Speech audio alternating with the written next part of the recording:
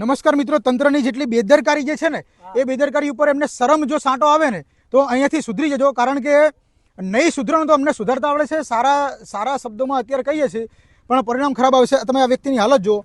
અહીંયા માંડલથી જે છે વિજવાડા જવાનો એક માર્ગ છે, બરાબર છે, અને ત્યાં કામ ચાલુ છે, નાળા નાખવાનું કામ ચાલુ છે, બરાબર ને. અને ત્યાં ડાયવર્ઝન એટલી ખરાબ બધા આપી છે એન્જિનિયરને તો ડૂબી મરવું જોઈએ પાણીના અંદર. તમે કઈ સ્કૂલમાં ભણ્યો છો ને કઈ કોલેજમાં ભણ્યા છીએ, અમે પણ એન્જિનિયર છીએ, પણ અમને ખબર પડે છે કે જ્યારે ડાયવર્ઝન આપે ને તો ત્યાં એક સ્ટ્રીટ લાઇટ મૂકવી જોઈએ, પટ્ટી મૂકવી જોઈએ, રેડિયમ સ્ટીકરો લગાવવા જોઈએ કે વ્યક્તિ આવી રીતે ના પડે. આ વ્યક્તિની હાલત જો. શું નામ છે તમારું? સંજયભાઈ નામ છે. કયા ગામના છો? વિંજવાડા ગામના છે. એક્સિડન્ટના અંદર પડી ગયા છે અને એમની હાલત તમે જુઓ. હું તમને રસ્તો બતાવી દઉં જરા. આ બાજુ આવી જાઓ, આ બાજુ આવી જાઓ. આ રસ્તાની તમે હાલત જુઓ. અહીંથી અગર કોઈ બાઇક લઈને આવશે, આ ભાઈનું બાઇક અંદર પડ્યું છે, તમે જો. આવી રીતે ડાયવર્ઝન આપવાનું હોય. તમે જો અહીંયા આ ડાયવર્ઝન આપેલું છે ને અહીંયા કોઈ પણ પ્રકારનું બેરિયર નથી મૂકેલા. જો અહીંયા કોઈ પણ પ્રકારના બેરિયર નથી, કોઈ બોર્ડર નથી. આ રસ્તા ઉપર આ રસ્તો તમે જુઓ તો બોર્ડર નથી, બેરિયર નથી. કોઈ પણ વ્યક્તિ સીધો આવે ને આની અંદર ઘૂસી જાય અને વ્યક્તિ મરી જાય, કોઈના દીકરાઓ, કોઈનો ભાઈ, કોઈના પરિવારનું વ્યક્તિ મરે, તમારું શું થાય? તમારું શું તૂટી જવાનું? આ જે એન્જિનિયર જે છે, જે પણ કંપની હોય, તરત તાત્કાલિક બ્લેકલિસ્ટ કરવી જોઈએ અને અહીંયા એક બોર્ડર મારવી જોઈએ. તમે જુઓ, સીધો રસ્તો છે, માંડલથી આવવાનો અને વિંજવાડા જવાનો રસ્તો છે, અને અહીંયા વ્યક્તિ પડ્યો એને ગંભીર અત્યારે ક્રિટિકલ કન્ડિશન છે. બંને પગ તૂટી ગયા છે, હાથ મોં ઉપર વાગ્યું છે. બ્રેઇનમાં શું તકલીફ હશે ભાઈને શું ખબર. અમે 108 બોલાવી લીધી છે તાત્કાલિક એમને સારવાર માટે, પણ તમે જો અહીંથી એ વ્યક્તિ પડી જાય છે. આ ડાયવર્ઝન વાળો રસ્તો જરા બતાવો, કેવો રસ્તો બનાવ્યો છે આ લોકોએ. આ કેવો રસ્તો, આવો રસ્તો બનાવ્યો છે તમે જો. આ રસ્તો માંડલથી સીધો રસ્તો આવે છે.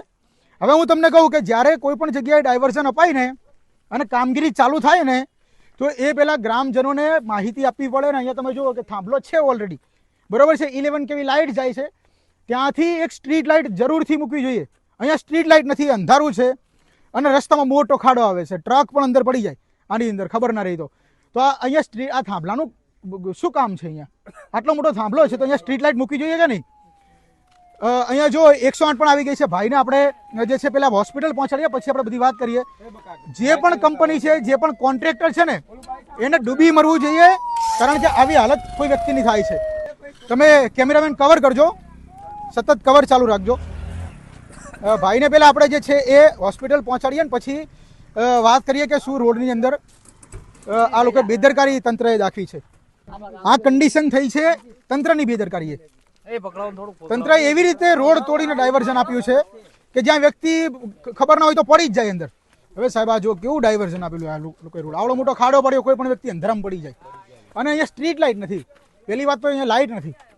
વિચાર કરો, કોઈ અંધારામાં જતો હોય એને ખબર જ ના પડે કે રોડ તૂટેલો છે, આગળ વ્યક્તિ મરી જાય તો.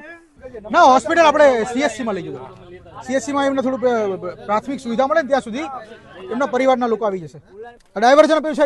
અહીંયા ખુલ્લા તાર પડ્યા છે. જો આ ખુલ્લા તાર છે રોડ ઉપર. મારા પગની અંદર આવ્યો તો બાઇકવાળાના પગની અંદર આવે કે ના આવે? બીજું કે કોઈનો પરિવારનો કોઈ વ્યક્તિ મરે તો કોઈને શું પડી હોય? બરાબર છે, આટલા બધા લોકો છે, બરાબર છે, આમાંથી કોઈ મરી જાય તો કોન્ટ્રાક્ટરને કે તંત્રને શું પડી હોય? પણ કોઈનો પણ જીવ ગયો ને. આજે મારી નજરની સામે અહીંયા એક્સિડન્ટ થયું છે ને હું આ લોકોની પથારી ફેરવી નાખીશ. મારી નજરની સામે આ એક્સિડન્ટ થયું એનું આ લોકોની પથારી ફેરવીશ. કાલે જ અહીંયા અમે બેસી જશું. જો તાત્કાલિક અહીંયા સુવિધા નહીં કરવામાં આવે, અહીંયા બોર્ડર લગાવવામાં નહીં આવે, પછી અહીંયા રેડિયમ સ્ટીકર નાખવામાં નહીં આવે, અહીંયા સ્ટ્રીટ લાઇટ નાખવામાં નહીં આવે તો આ રસ્તો કાલે અમે ચક્કાજામ કરી દઈશું. આજે તો અમે એક કાર્યક્રમમાં જઈએ છીએ અને એ કાર્યક્રમ મારો અંગત પહેલેથી સેટલ છે, તારીખ એટલા માટે કે આ રસ્તો અમે અત્યારે જ બંધ કરી દઈશું. અહીંયા અમે બેસી જશું ને રસ્તો બંધ કરશું. કામ નહીં થવા દઈએ. એક પણ સિમેન્ટની અહીંયા થેલી વપરાવાની દઈએ, કોઈ ટ્રેક્ટર નહીં આવતી, કોઈ JCB નહીં આવવા દઈએ. કારણ કે તમારા પરિવારનો કોઈ વ્યક્તિ આવી રીતે પડે ને ત્યારે તમને ખબર પડે આ ગરીબ વ્યક્તિ છે, પડી જાય.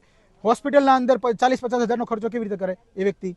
બરાબર છે. મારી તમારી ફરજ બને છે મિત્રો, તમને પણ જ્યારે જો આ લોકો ના તંત્ર સુધરે ને અને કાલે આની તાત્કાલિક સુવિધા ના થાય ને તો તમને બધાને વિનંતી છે એક જગ્યા પર અહીંયા આવી જજો.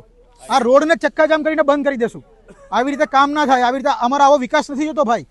કોઈ વ્યક્તિનો જીવ લઈને કોઈ વ્યક્તિ મરે ને અને જીવ ગુમાવે ને પછી અમારે વિકાસ નથી જોતો.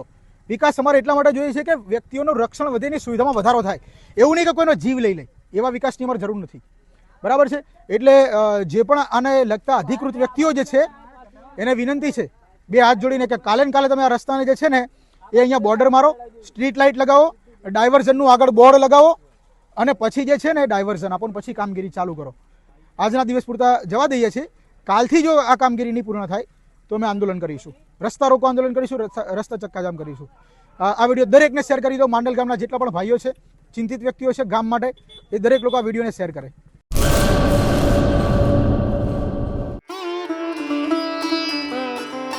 Health and magnetic nature cure centre. Mud therapy, magnet therapy, shiatsu, ayurvedic massage, all type of herbal treatment. વા, ઘૂંટણ, કમરના દુખાવા, સ્ત્રી રોગ, વજન વધારવું, ઘટાડવું, ડિપ્રેશન, માઇગ્રેન, અન્ય દુખાવા. સમય સવારે 9 થી 1, સાંજે 4 થી 7. Naturopath Ayurveda massage specialist Eva P માકન, master of યોગ.